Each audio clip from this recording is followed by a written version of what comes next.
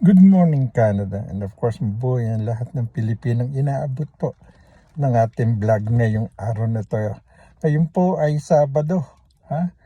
At tayo po, ito po ang inyong kabayan Monda Tol at patuloy po ang ating talakayan dito po sa aking YouTube channel, Ramon Datol. At sana po ay patuloy niyo po akong subaybayan. Please click like, subscribe, ayan.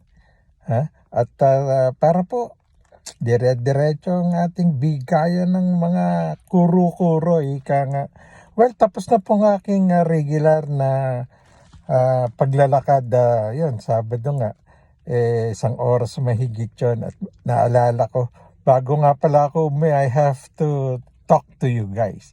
Lalo na po shout out sa aking mga katropang seniors sa buong mundo. Lahigit lalo sa Pilipinas po. Napakarami po nating mga seniors na going to 10 million na yata yun eh. Sinasabi sa atin ng aking mga pamangkin dyan sa senior citizen party list na pinamumunuan ngayon ni Kuyang Dodong Ordanyez. Ano ba yan? Dan kasi naman daming lumalabas ngayon. Well, pinag-uusapan natin dito yung mga dahilan kung bakit may mga umaalis pong Pilipino sa Canada. Una nga, too much expectation. Sabi nga natin, cost of living. Tapos homesickness.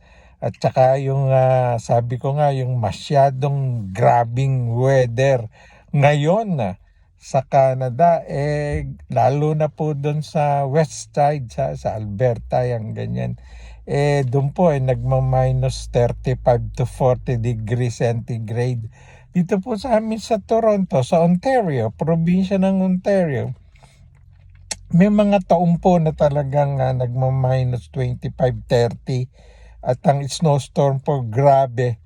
Kapag po mga OFWs galing ng Hong Kong, ng Asia, ng Middle East, nagpunta rito ng biglaan, ika nga natin, ibang trabaho po rito kesa sa pinanggalingan nila, iba weather, mainit doon.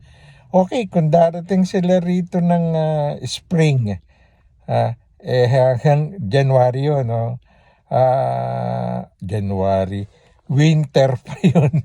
Pag spring po yung medyo umuulan, ika nga. Yan, ngayon March, papunta na tayo ng spring, ika nga natin, natapat pa na Holy Week, Lent season, ika nga natin. Malamig-lamig pa rin po. Kanina po, umalis ako sa bahay ng alas 9, ay magna 9 pala, ay 7 degrees, ika nga natin. Malamig pa rin po yun, pero okay na yun. Dahil nga papunta ng summer na yan. Pag ang mga OFWs na galing ng Middle East o kaya ng Asia, dumating ditong spring, okay yun. Hindi pa masyadong maginaw. They will like it kasi nga, yun, tutubo na yung mga halaman, mag-i-start ng magkaroon ng dahon yung mga puno, yung mga halaman, magbubulaklak na, papunta na ng summer. Ayan, sa summer naman po, napakaganda ng panahon dito. Talagang makapaglilibot yung mga OFWs. Kapag sila nag-iisa, hahanap yan talaga ng ting weekend sa mga kasamang Pilipino na maglilibot-libot. Ika nga natin, they have to explore Canada, Ontario, kung dito mapunta. O dun sa Alberta o sa Vancouver. Ika nga natin, maraming Pilipino na po rito. Dito nga sa Ontario, more than 300,000 na raw ang Pilipino rito. At sa buong Canada, nearing 1 million ang mga Filipino rito.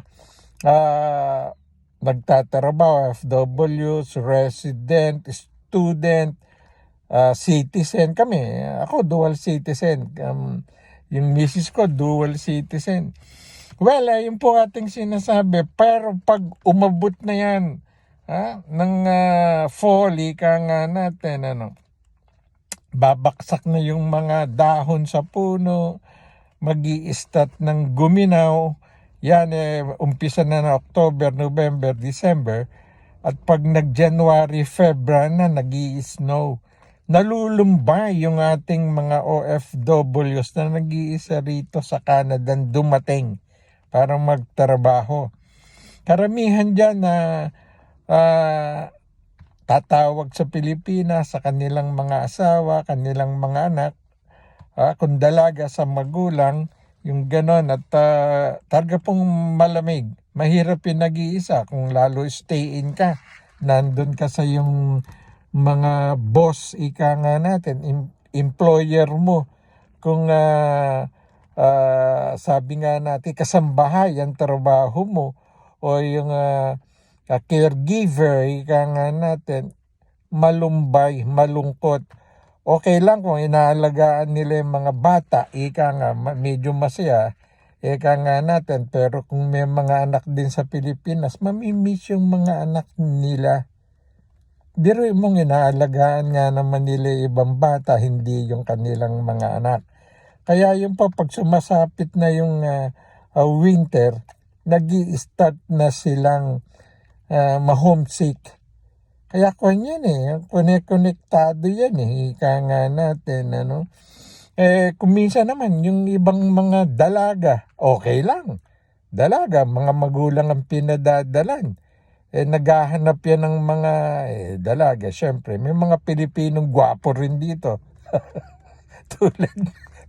Hindi naman tayo gwapo na. Tawa tuloy si Abay o Iram Abay Mario Cruda ng kabatch ko noon at si Abay Kapitan Larry Bagisa ng Santo Tomas South. Yan, presidente ng UMAC yun, nagkapitan na. Nako, siguradong uunlad na ng todo uli ang Santo Tomas because of my Abay Larry Bagisa ng UMAC.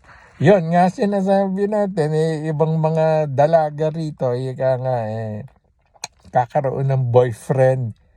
Wag namang magdaramdam sa akin yung mga dalaga rito, ang napipisil nila, napupusuan, mga foreigner, ika nga, no? Persian, karamihan. Dang kasi nalulumbay, ika nga natin sa hain, dang kasi nalulumbay sila rito. At ang yung iba naman may asawa, pagtawag sa Pilipinas, hindi makausap yung asawa at nakikipagtagayan. Papadala ng pera, pambili ng tricycle para panghanap buhay, bibili. Pero after several months, nakasanla na. Kaya yung ganun sabi nga natin kawawa yung mga OFWs na yung ganun ang pinadadalan sa Pilipinas. Kaya homesick.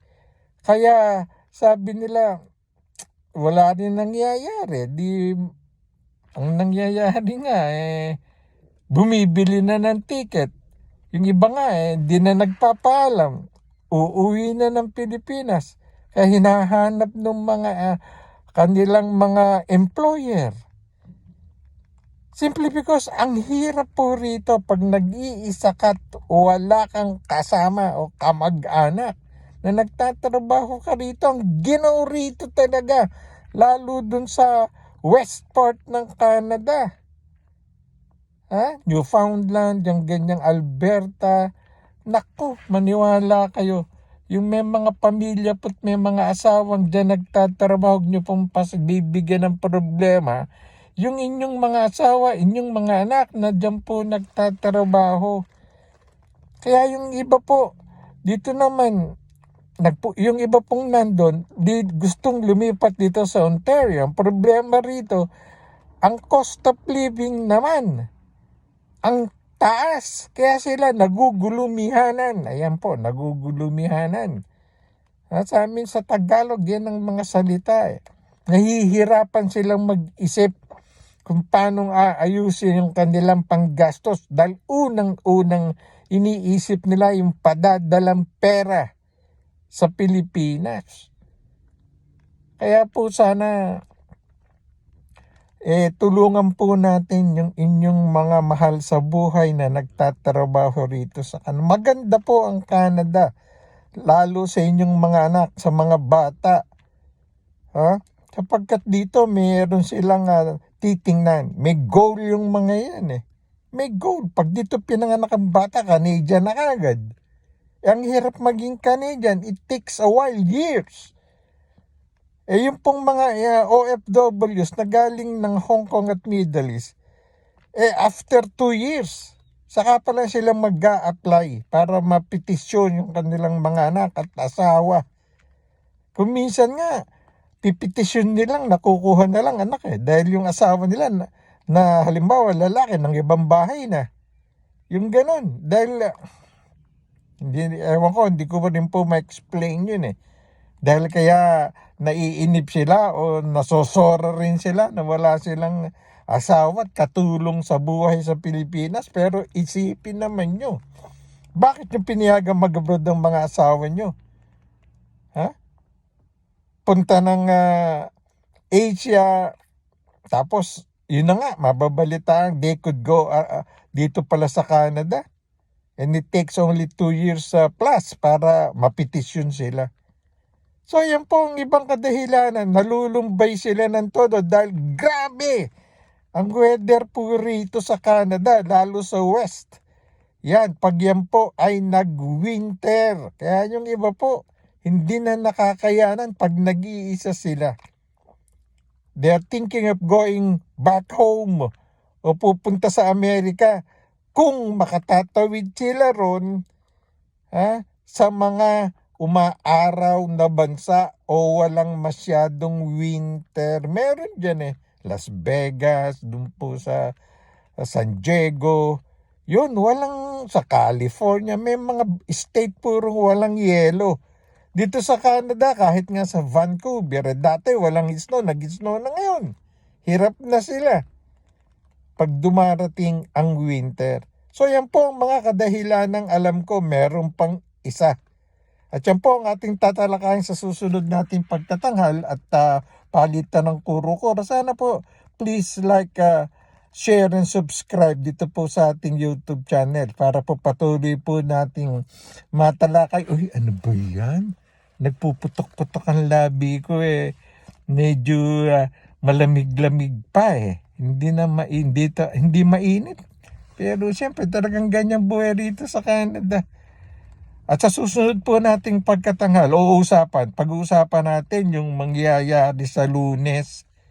Darakpin na ba si Pastor Apollo Quiboloy dahil tapos na ang binigay na palugid ng Senado sa kanya. Yan po ang pinakamalaking istorya sa buong mundo. At tatalakayin po natin isiniwalat ng isang dating direktor ng Kingdom of Jesus Christ na mahigit 100 pong fake wedding ang ginawa rito ng KOJ sa Canada para makapag-stay pa yung iba nilang membro. Pag-uusapan po natin yan sa susunod. Ito po inyong kabayan Mondatol. Magandang umaga po o tanghali na sa inyo lahat.